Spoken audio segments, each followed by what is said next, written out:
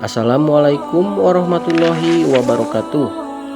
Puji dan syukur kita panjatkan kehadirat Tuhan Yang Maha Esa. Berkat rahmat dan karunia-Nya kita masih diberikan kesempatan, kesehatan baik secara iman maupun Islam. Sholawat serta salam semoga tetap tercurah limpahkan kepada Baginda Agung Nabi besar Muhammad Shallallahu Alaihi Wasallam. Semoga kelak kita semua mendapatkan syafaat di hari akhir. Amin ya robbal alamin. Baik sahabat, kali ini saya bersama rombongan dari Jemaah Pondok Pesantren Islam Al-Ansor Jambatani Kabupaten Bandung akan melakukan perjalanan ziarah ke makam Prabu Kian Santang atau Sunan Syekh Rahmat Suci alias Sunan Godog, Garut, Jawa Barat, yang akan dibimbing oleh Kiai Haji Ahmad Mabur Nur Hakim.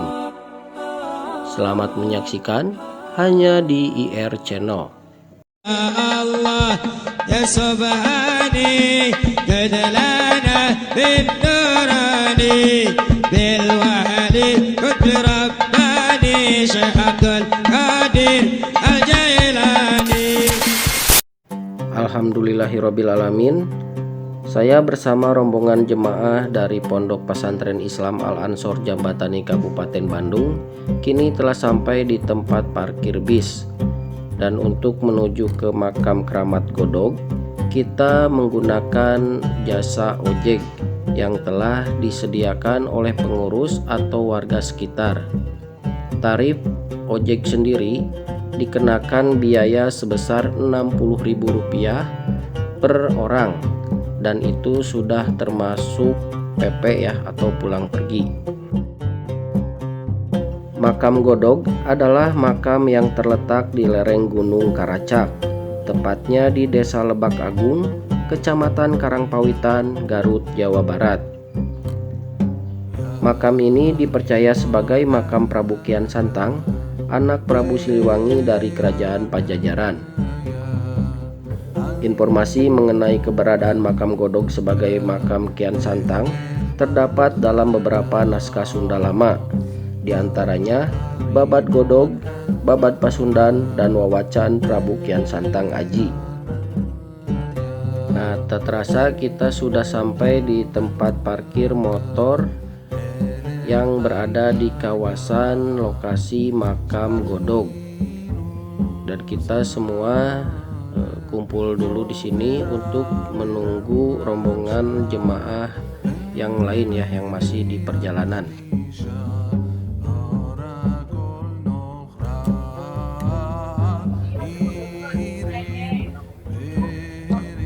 Naik ke atas sana ya. Prabu Kian Santang lahir pada tahun 1315 Masehi di Pajajaran yang sekarang kota Bogor. Pada usia 22 tahun, tepatnya tahun 1337 Masehi, Prabu Kian Santang diangkat menjadi Dalem Bogor kedua. Dari sejak kecil, Prabu Kian Santang memiliki kesaktian yang sangat tinggi. Sering dia merenung seorang diri, memikirkan di mana ada orang yang gagah dan sakti yang dapat menandingi kesaktian dirinya. Akhirnya, Prabu Kian Santang memohon kepada ayahnya, yaitu Prabu Siliwangi, supaya mencarikan seorang lawan yang dapat menandinginya. Akhirnya, sang ayah pun memanggil para ahli nujum untuk menunjukkan siapa dan di mana ada orang yang gagah dan sakti yang dapat menandingi Prabu Kian Santang. Namun, tak seorang pun yang mampu menunjukkannya. Tiba-tiba, datang seorang kakek-kakek yang memberitahu bahwa ada orang yang dapat menandingi kesaktian dan kegagahan Prabu Kian Santang. Itu adalah Syekh Ali Murtado yang tinggal jauh di tanah Mekah. Lalu orang tua itu berkata kepada Prabu Kian Santang, kalau memang Anda mau bertemu dengan Syekh Ali, harus melakukan 2 syarat. Pertama, harus mujasmedi dulu di ujung kulon. Kedua, nama harus diganti menjadi Galantrang Setra. Galantrang artinya berani, Setra artinya bersih atau suci. Setelah Prabu Kian Santang melaksanakan dua syarat tersebut, maka berangkatlah dia ke Tanah Suci Mekah pada tahun 1348 Masehi. Prabu Kian Santang tiba di Tanah Mekah dan bertemu dengan Syekh Ali Murtado. Di Tanah Mekahlah Prabu Kian Santang masuk agama Islam pada tahun 1348 Masehi. Prabu Kian Santang bermukim selama 20 hari, kemudian dia pulang ke Tanah Jawa atau Pajajaran untuk menengok ayahnya Prabu Siliwangi dan saudara-saudaranya. Setibanya di Pajajaran dan bertemu dengan ayahnya, dia menceritakan pengalamannya selama bermukim di Tanah Mekah serta pertemuannya dengan Syekh Ali Murtado.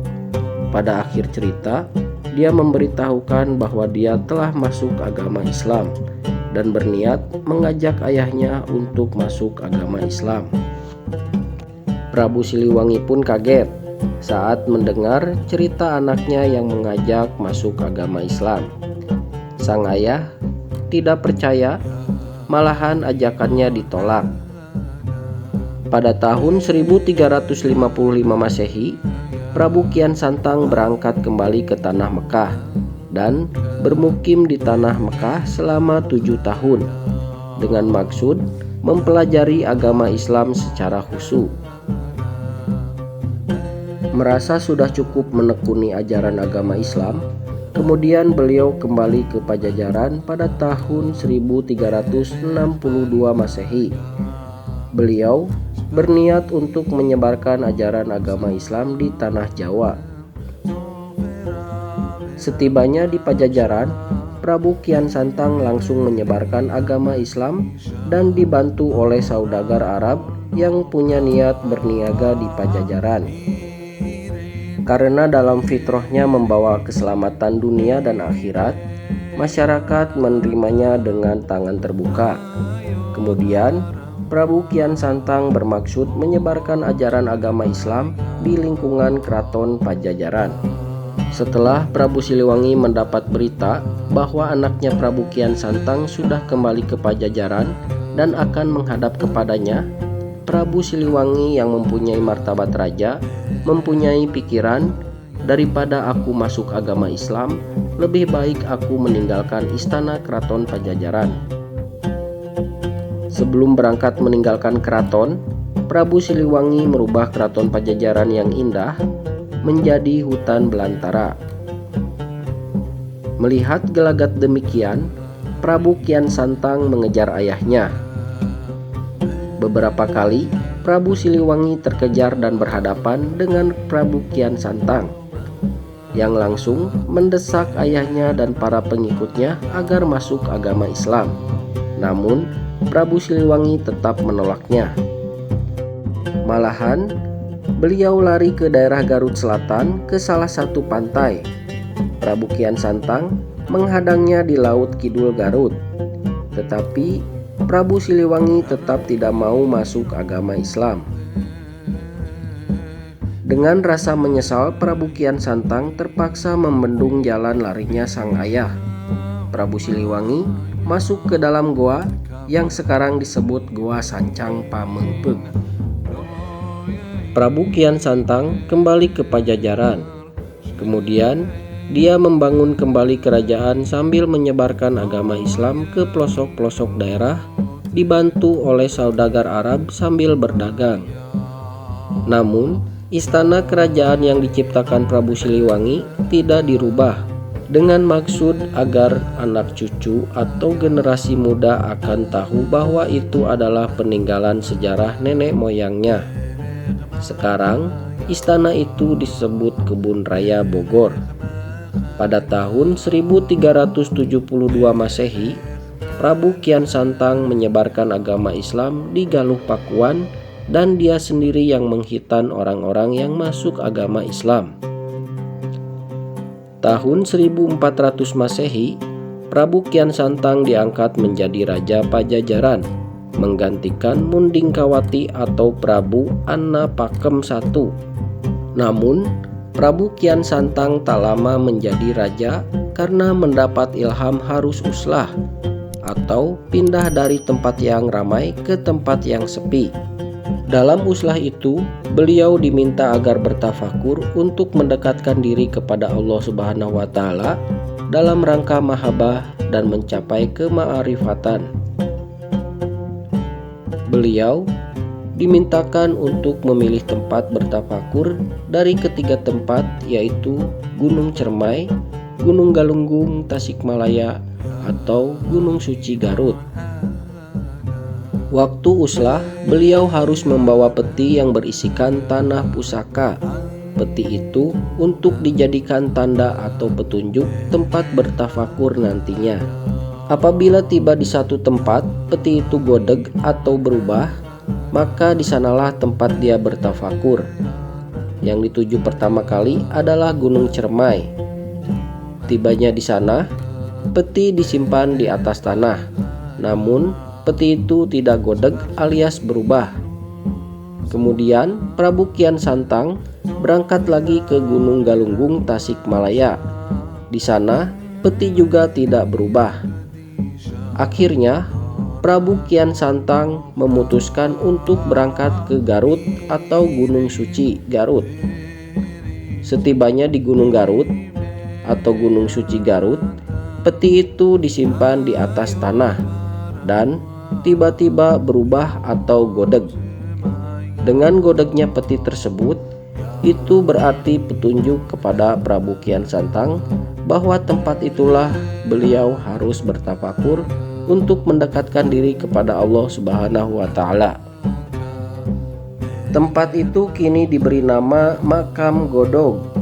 Prabu Kian Santang bertafakur selama 19 tahun dan sempat mendirikan masjid yang disebut Masjid Pusaka Keramat Godog, yang berjarak dari Makam Godog sekitar kurang lebih 1 km. Prabu Kian Santang namanya diganti menjadi Syekh Sunan Rohmat. Beliau wafat pada tahun 1419 Masehi atau tahun 849 Hijriah. Syekh Sunan Rohmat wafat di tempat itu yang sampai sekarang dinamakan Makam Sunan Rohmat Suci atau Makam Keramat Godog. Nah, itulah Alkisah Prabu Kian Santang dan petilasan Makam Godog Suci Garut. Sampai saat ini, Makam Godog didatangi banyak peziarah. Oleh sebagian orang, makam ini memang sangat dikeramatkan karena Prabu Kian Santang sering disejajarkan dengan para wali yang berjasa dalam penyebaran Islam di Pulau Jawa. Mereka bukan hanya datang dari wilayah Tatar Sunda saja, tetapi banyak pula orang yang datang dari luar Jawa. Hampir setiap waktu, banyak masyarakat yang ziarah, apalagi pada bulan-bulan Maulid. Allahumma sholli ala sayyidina Muhammadin nabiyil ummi wa ala alihi wa sahbihi wa sallim. Allahumma sholli ala Sayyidina Muhammadin nabiyil ummi wa ala alihi wa sahbihi wa sallam. Baik sahabat IR Channel, dimanapun Anda berada, tak lupa saya ucapkan terima kasih banyak kepada para sahabat yang sudah menonton video ini sampai selesai. Jangan lupa like, komen, dan subscribe. Sampai ketemu lagi di video-video IR Channel selanjutnya. Nyuk cruk galur nuka pungkur, mapai laratan nu baheula. Nitih wanci nu kamari, ninggang mangsa nu sampurna. Sanajan urang beda tapi sarua, sanajan urang tengah hiji tapi saati, miharep ridona Gusti. Hariring lain nu kuring, haleang lain nu urang.